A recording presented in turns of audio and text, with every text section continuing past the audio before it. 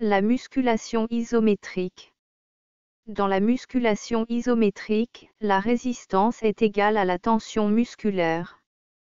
Les contractions sont statiques et ne permettent pas le mouvement. Elle utilise le régime de contraction isométrique. Si la résistance est beaucoup plus forte que la tension musculaire, poussée d'un mur par exemple, on dit que l'isométrie est maximale.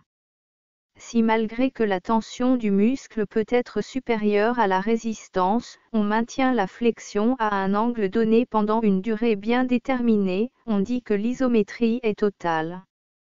L'isométrie est connue pour être beaucoup plus efficace que le concentrique pour hypertrophie musculaire. Elle n'a d'effet que dans la position à laquelle elle a été effectuée, angulation.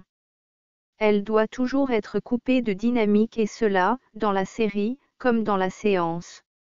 L'isométrie ne doit pas être utilisée plus de 2 mois dans la saison, et doit être utilisée, loin de la période de forme.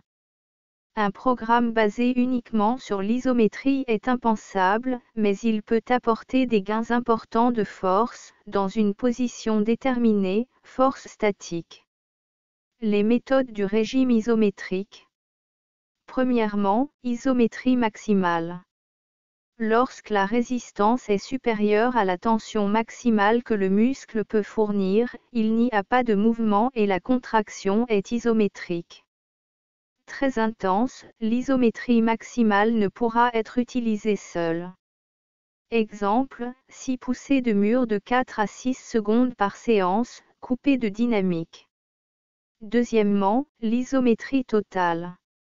Ici, malgré que la tension du muscle puisse être supérieure à la résistance, on fournit une tension égale à celle-ci, afin de maintenir la flexion dans un angle donné pour une durée bien déterminée. L'isométrie totale n'est utilisée que dans des méthodes combinées. L'isométrie totale peut être exécutée avec le poids du corps, en utilisant des exercices comme appui facial, barre fixe, etc. Exemple, 6 répétitions de 10 à 20 secondes, à 50 à 90% d'une répétition maximale, coupée de dynamique. Troisièmement, isométrie sans charge. L'isométrie sans charge propose des exercices de débutants, qui doivent être évités chez les confirmés, et le haut niveau. Comme nous l'avons souligné précédemment, les éléments isométriques doivent être utilisés loin des compétitions, et dans des méthodes combinées. A. Isométrie une jambe. La jambe qui supporte le poids du corps est fléchie à un angle donné, pour une durée déterminée, pendant que l'autre est tendue devant.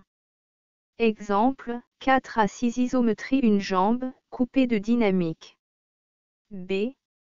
Dossier isométrique. Comme assis sur une chaise dos au mur, le dossier isométrique permet de renforcer les deux jambes dans une angulation bien déterminée. Rapprocher ou éloigner les talons du mur, pour obtenir l'angle de travail désiré. Exemple, 3 à 5 fois 10 à 20 secondes, dans une combinaison.